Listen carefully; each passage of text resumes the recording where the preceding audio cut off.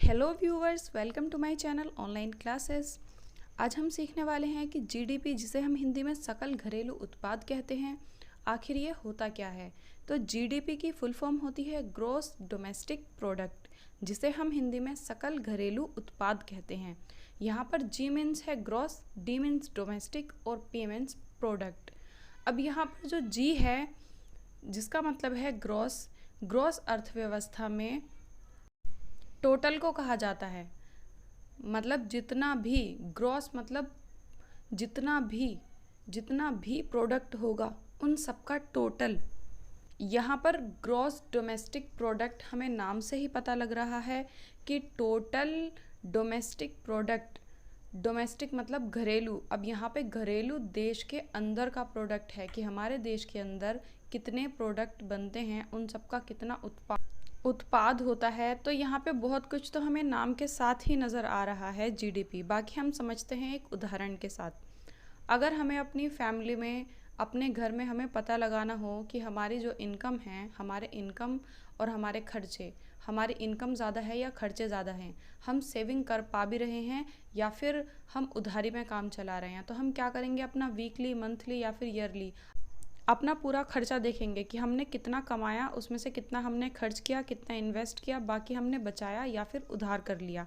इसी तरीके से पूरी अर्थव्यवस्था, हमारे देश की जो अर्थव्यवस्था है या फिर दूसरे देश की, कोई भी अगर अपने देश की, अपने राष्ट्र की अर्थव्यवस्था को देखना चाहता है कि हमारे देश की अर्थव्यवस्था अच्छी चल रही है या ख़राब स्थिति में चल रही है, तो ये सारी चीज़ें जीडीपी से मापी जाती हैं।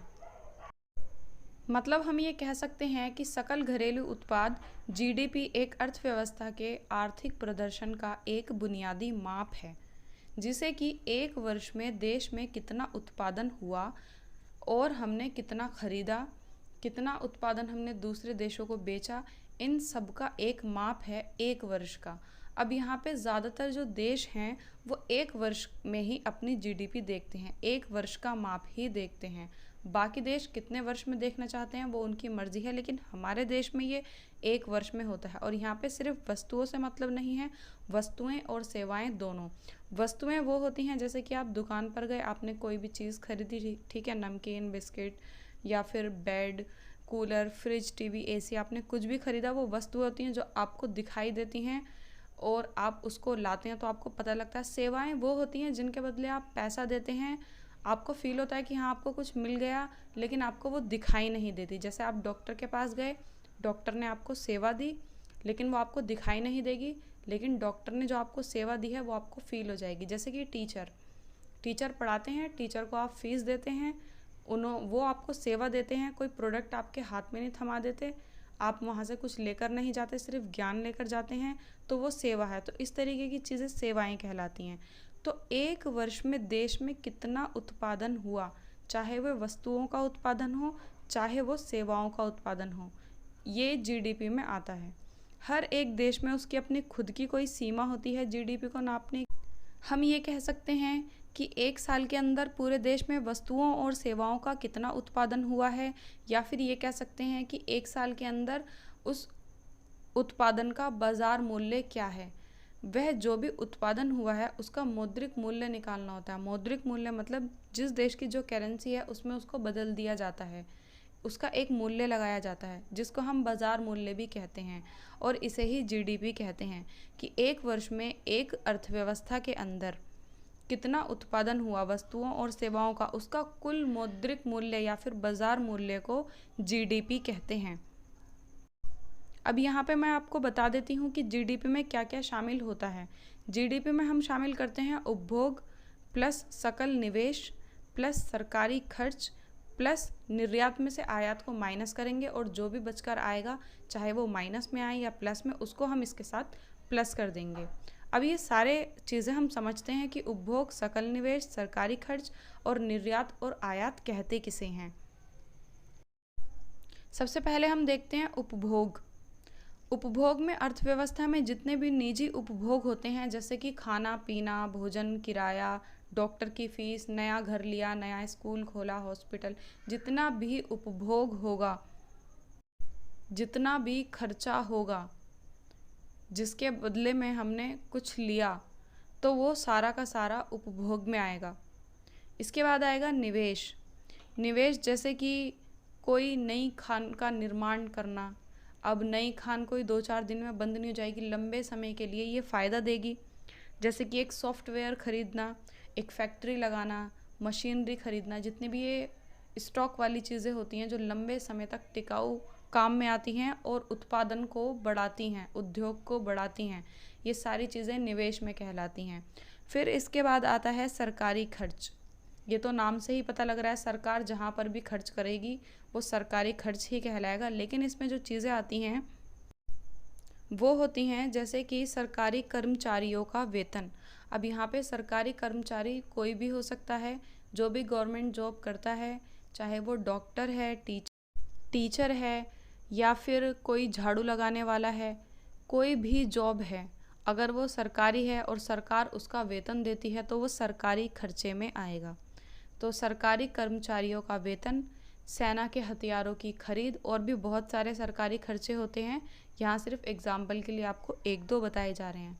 सेना के हथियारों की खरीद वो छोटी बड़ी कैसी भी हो सकती है, एक सुई से लेकर एक हवाई जहाज़ तक जो भी सेना के काम में आएगा वो सारे सेना के साथ जोड़ा जाएगा, और ये सारा का सारा सरकारी व्यय में आएगा। उसके बाद हम पढ़ते हैं निर्यात। निर्यात किसे कहते हैं? ये वह राशि होती है जो हमारे देश में उत्पादन की जाती है लेकिन दूसरे देशों को बेची जाती है। कैसे? जैसे कि आप समझ सकते हैं, चाइना बहुत सारा उत्पादन करता है लेकिन हमारे देश को भी वह बहुत सारी चीज़ें बेचता है। जैसे कि मोबाइल है, मोबाइल आपको बहुत सारे दिखाई दे जाएंगे चाइना वाले, और बहुत सारी चीज़ें, प्लास्टिक का सामान, और बहुत सारी कॉमन चीज़ें जो हमें दिखती हैं, लेकिन उसका उत्पादन चाइना में होता है। इससे चाइना को क्या फ़ायदा है?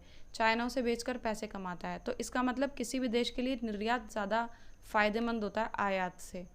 वैसे आयात भी कोई बुरा नहीं होता, कई बार आयात भी अच्छा होता है, लेकिन निर्यात ज़्यादा फ़ायदेमंद होता है।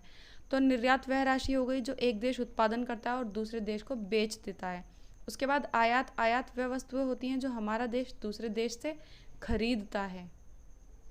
जैसे कि हम चाइना से चीज़ें खरीदते हैं, वो हमारे लिए आयात है, लेकिन चाइना हमें बेचता है तो चाइना के लिए वो निर्यात है। हमारे लिए निर्यात क्या होगा?